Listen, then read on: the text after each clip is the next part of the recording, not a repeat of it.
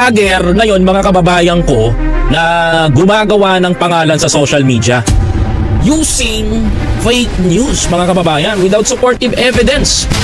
Nagkalat na nga po ngayon itong project ng mga DDS vlogger na Project Mekos Mekos. Oh, galing Mekos Mekos ni Insan. Talagang ginagawa niyan, mga kababayan, to attack Congressman Martin Romualdez. Mga kababayan ko, no?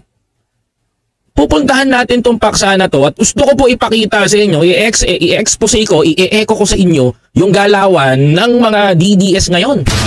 Kung paano nila dinadala at dinadrive sa social media yung mga paninira nila ngayon kay Congressman Martin Romualdez, kay First Lady Liza, kay Pangulong Bongbong Marcos.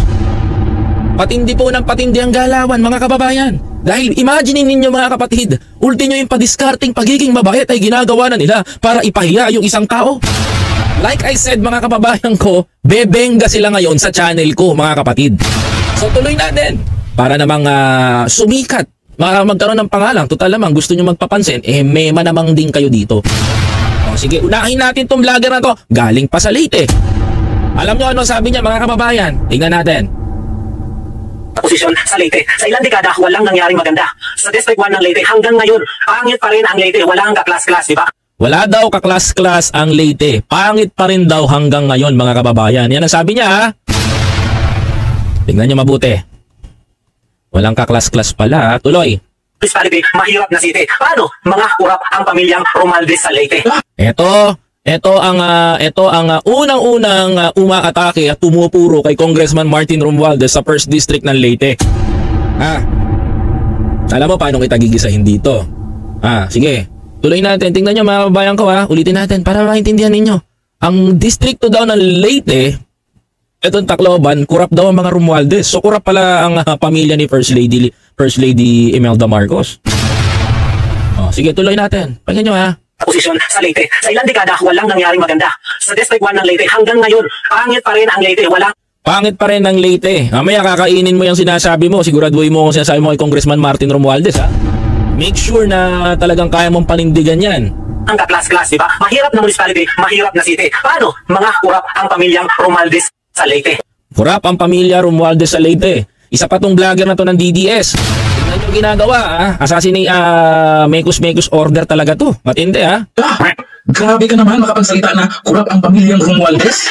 Akala ninyo, mga kababayan, kung mapapansin ninyo, akala nyo, he is favor for Congressman Martin Romualdez. But he is trying right now na kunin yung attention ng mga alam mo, diskarte ko to Alam mo, galawang ko to Ganyan ko kinuha yung mga subscriber ni Maharlika, ganyan ko dinikdik yung mga subscriber ni Maharlika hanggang sa nawin ko dito sa atin. Ganyan ang ginagawa nila ngayon. Kung ano diskarte ko, sinusundan na nila. Tuloy. Sus, itong nagsalita na to ay taga dyan mismo sa Leyte, kung saan ay dating congressman, yung si Martin Romualdez. Bait-baitan sa channel. Ganyan dumiskarte. Kasi ganyan natin na-win yung mga subscriber nito ni Hitad. Diba? Pinakita ko sa inyo using pulburon. Diba? Napahiya sila dun sa pulburon dahil wala talagang pulburon. Ngayon, ginagawa nila ngayon yan. Grabe naman, kaya kabait-bait ka ni Speaker Romualdez. Kaya na may ayuda ngayon Plastic ka. Kabait-bait. Diskarte, no? Kaya may mamema lang. Ganyan talaga ngayon. Oo, lagi namimigay ng ayuda. Tatak Romualdez.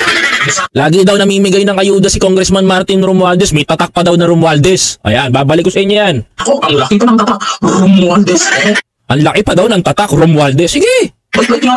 Grabe naman kayo makakurakot. Hindi naman yata. Grabe naman ngayon, biglang buwelta. Grabe naman kayo makakurakot. Ang galing ng strategy. Sino ba political strategist niyo? Parang hindi kayo nabibriefing na maayos. Sabihan mong kurap. Malaki ang tarpaulin, malaki ang mukha, may pangalan na Romualdez. Alam ko nakasunod mo sasabihin. Suloy! Totoo yan, di ba? Totoo yan. Ano kasi? Totoo yan. Game. Balikan natin to. Eto. Hanggang ngayon. Eto, balikan natin to. Para masaya. Balikan natin to. Yung kauna-una, yung isa sa mga pumuna kay Congressman Martin Romualdez na vlogger, na taga Leyte daw siya. At hindi pa natin nako-confirm, mga kababayan ko, na taga Leyte ba talaga to. Pero, sige, walang problema. Pagbigyan natin. Posisyon sa Leyte. Sa ilang dekada, walang nangyaring maganda. Sa District 1 ng Leyte, hanggang ngayon, pangit pa rin ang Leyte. Okay, mga kababayan ko. Gusto ko bigyan kita ng isang paksa kung bakit hindi nabigyan ng pagkakataon ng Leyte during Duterte Pinoy days. Gusto mo bigyan kita? Gusto mo bigyan kita? Alam mo, matuwa ka kasi mayroong Romualdez sa Tacloban. Oh, mayroong Romualdez sa Tacloban. No? Sa Leyte, kung ano-ano mga munisipyo, mga kababayan ko. Ha? Sa totoo lang, mga kababayan ko. Ito totoo to sinasabi natin ha. Nung panahon ba nung nag-Yolanda, nung ang Leyte, dinagsa ng rumargas ang tubig, mga kababayan ko, sino ang tumayo sa inyo, mga taga Leyte? Tatanungin ko yung mga taga Leyte dito, sino ang tumayo sa inyo sa Leyte? Sige po, mga kababayan ko. Kasi ito, reklamador sa Leyte to, mga kababayan. Anak ka ng teteng, ito, reklamador to sa Leyte, mga kababayan ko. Tatanungin ko po kayo, sino ang taong tumayo para sa Leyte? Mga kababayan ko. Sagutin ko po kayo kung sino. Romualdez. Noong panahon na hopeless at nagkalat ang napakaraming katawan ng tao sa kalye sa Leyte, sino ang tumayo para sa Leyte? Mga kababayan ko, Romualdez. Bakit ko nasabing Romualdez? Kasi alam nyo po ba yung ginawa ng Romualdez that time, mga kababayan ko? Alam nyo? Pinoy ang nakaupo. Ano sabi ni Mar? Remember, the president is an Aquino and you are a Romualdez. Bakit? Ang tagal ng supply, ang tagal ng nangyari na pagbibigay ng gobyerno natin na una pang nakarating yung tulong ni Bongbong Marcos noon. Nauna pang nakarating, mga kababayan ko, yung mga tulong ng ibang tao bago na ipamigay ng DSWD noon sa mga tao yung pagkain at nabulok lang sa kalye. Now, tatanungin kita, bumabangon ang Leyte. Bumabangon ngayon ang Tacloban. Nung kampanya, nandiyan ako. I was in Fres sa 1st District at sa distrikto sa Paliparan hanggang sa airport ng Leyte. Alam niyo kung bakit, mga kababayan ko? Bakit ako na-infres, mga kababayan ko? Pagdating ko pa lang doon sa airport, alam niyo kung bakit?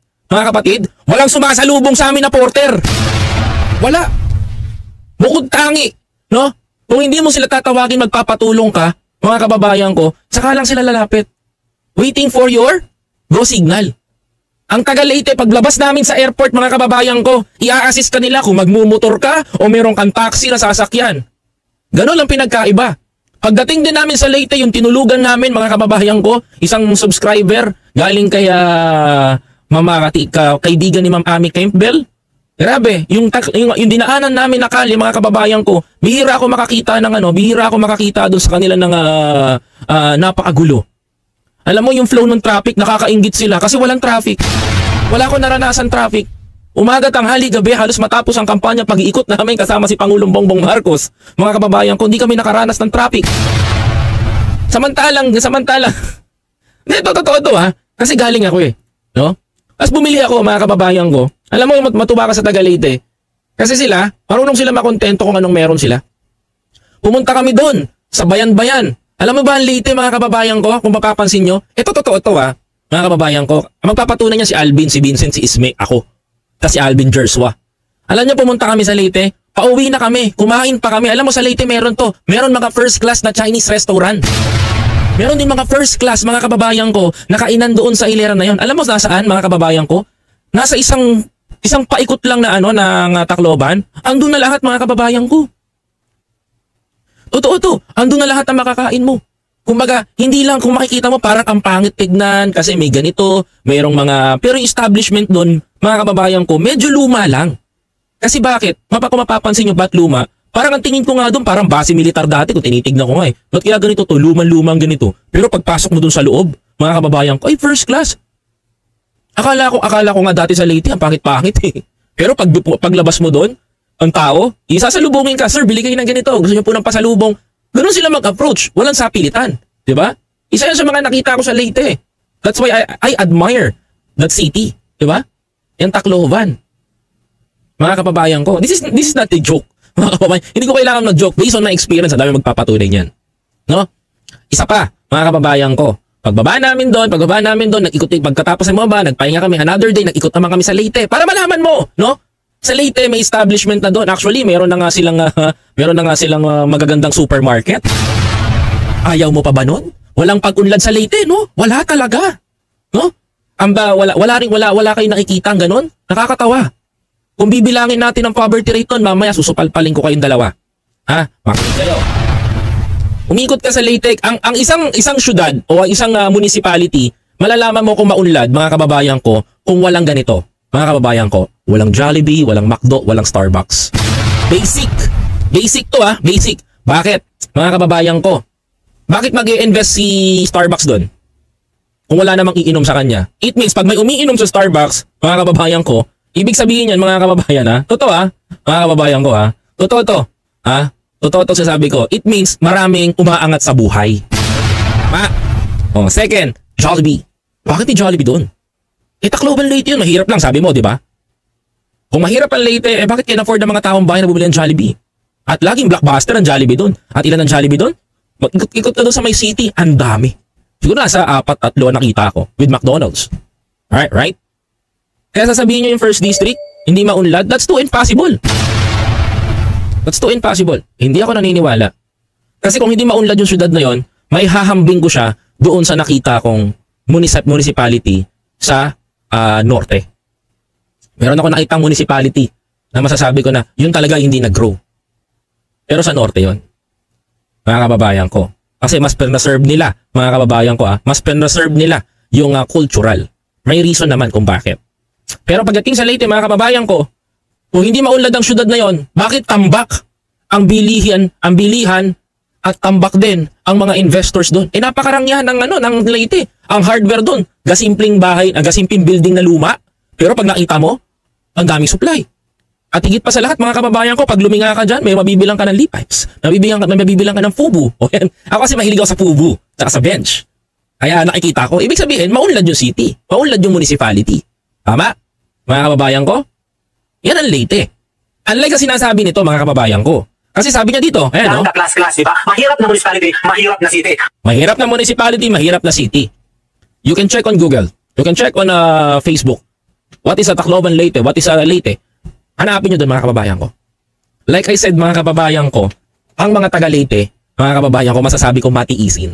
Nakukontento sila. Diba? Itong nagsasabing taga Leyte siya, mga kababayan ko, like ang masasabi ko, opportunista. Sorry to say. Yan ang thinking ko sa'yo. Kung gusto mo palang umunlad ng Leyte ba't hindi ka tumulong sa gobyerno? Diba? Paano mga kurap ang pamilyang Romualdez sa Leyte? Kurap ang pamilyang Romualdez sa Leyte. Putya, imaginein mo, after nung Yolanda days, mga kababayan ko Yolanda days, mga kapatid, after nung Yolanda days, no? Bagsak ang Tacloban Leyte. Hopeless. Sino tumayo? Romualdez. Paano nakabangon ng ekonomiya? Paano nakabangon ng municipality? Paano nakabangon ng city? Bago nakabangon ng Tacloban Leyte? Sino ang congressman? Sino mga namumuno? Romualdez. Dahil kurap ang Romualdez, kung palang bakit ganyan ngayon ang Leyte. Let me show you, mga kababayan ko, mamaya, kung paano umunlad at nag-transform ang Tacloban to for me, it's a genuine municipality. Diba? Papakita ko sa inyo kung paano, mga kababayan ko. Pero bago ko tumungo doon, puntahan muna natin to. Huwag niyong kalimutan na i-like tong live stream natin, ha? Huwag niyong kalimutan, ha? Tuloy muna tayo dito sa kabila. Paano mga kurap ang pamilyang Romualdez sa Leyte? Grabe ka naman, makapagsalita na kurap ang pamilyang Romualdez. Kurap ang pamilya Romualdez. Sige, tuloy natin.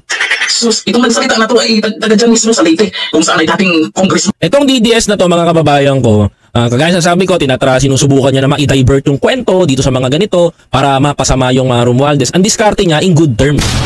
Good terms na pananalita, mga kababayan ko. In good terms siya bumitaw ng kanyang litanya. But mga kababayan ko, makikita nyo dito kung paano niya bababuyin itong mga taga Leyte. Makinig po kayo.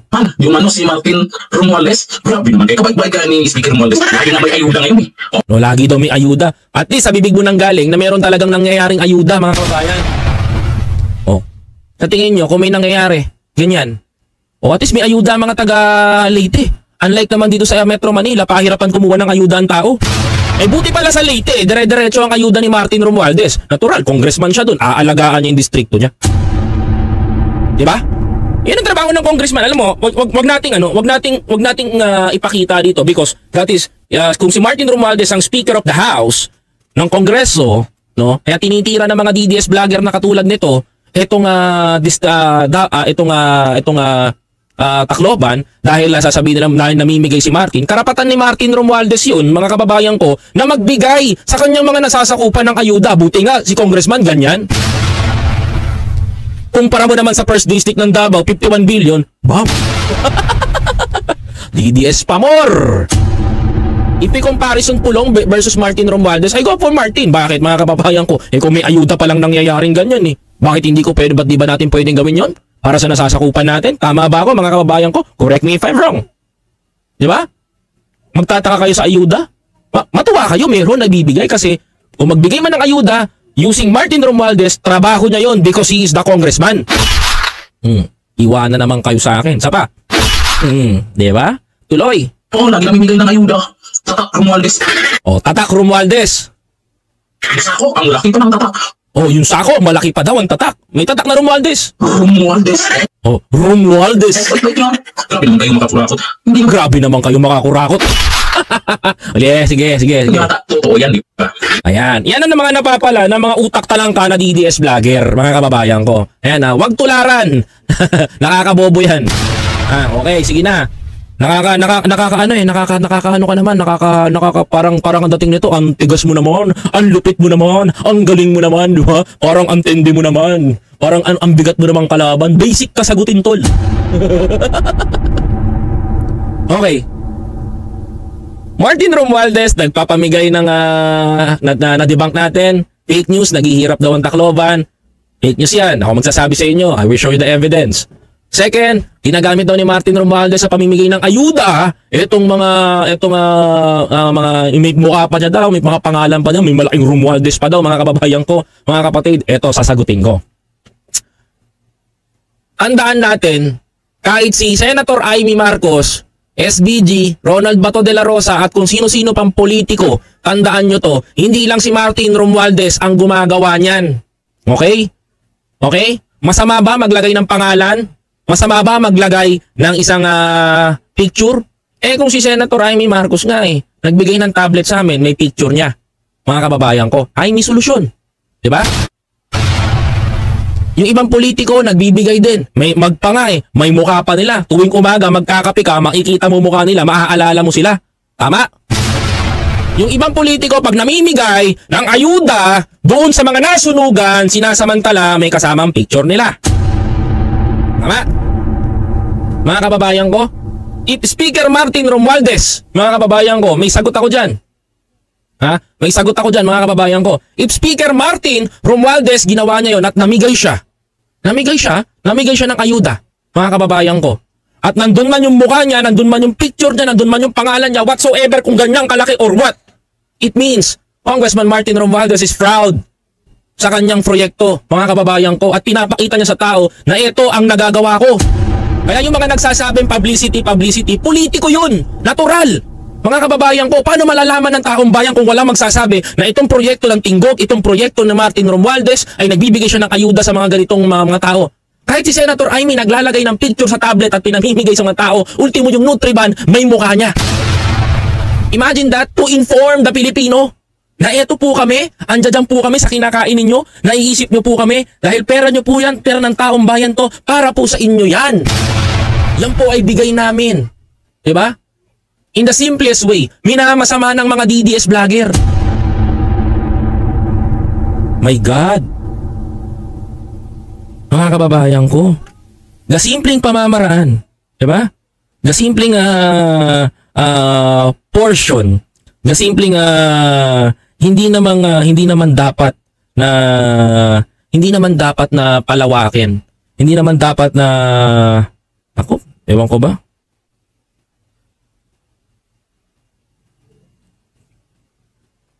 I will show it to you. Papakita ko sa inyo. Hindi naman dapat palawakin, hindi naman dapat na i-exaggerate ang paglalagay ng ganun. 'Di ba? Hindi masama 'yung for the politician. Masama 'yun kapag mga kababayan ko, hindi ka tatakbo tapos magpapakitang kigilas ka lang. Totoo 'to sinasabi ko, totoo lang ako. Kasi ako mga kababayan ko, agree ako doon sa mga mukha mga 'yon. Bakit ako agree mga kababayan ko? Politiko 'yung mga 'yan . Hindi malalaman ng taong ang ginagawa nila 'yan to inform the Filipino. To inform the Filipino na ito po, proyekto po namin to at pera po yung taong bayan ito. Tapos sasabihin nyo, pangit. Alam mo, yung pangalan lang, ito kung yung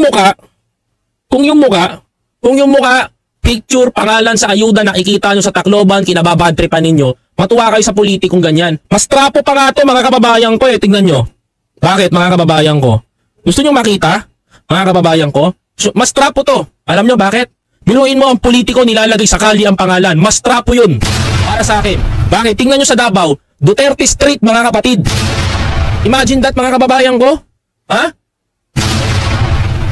Pag-ahari ng taong bayan yan, habang buhay kang makakaalala dyan? Ano mas trapo dun? Sige nga. Galit na galit kayo. Kasi sa mga bigayan, mga ayuda, may pangalan, may muka. Pero dun sa pangalan, pag pinapalitan ng street, baliwala sa inyo. Oh. Sige nga, bumuda nga kayo sa akin ngayon. Ayan, mga kapatid, oh. Masabihin niya, sisinungaling ako, ha. You can check it on Google. Duterte Street Poblacion. Mas matindi yun. Mga kababayan ko. Tama? Second, hello, Ma'am Morilina. Kamusta po kayo? Ayan. Second, mga kababayan ko, let me show you na sinasabi nung unang content creator na mahirap daw ang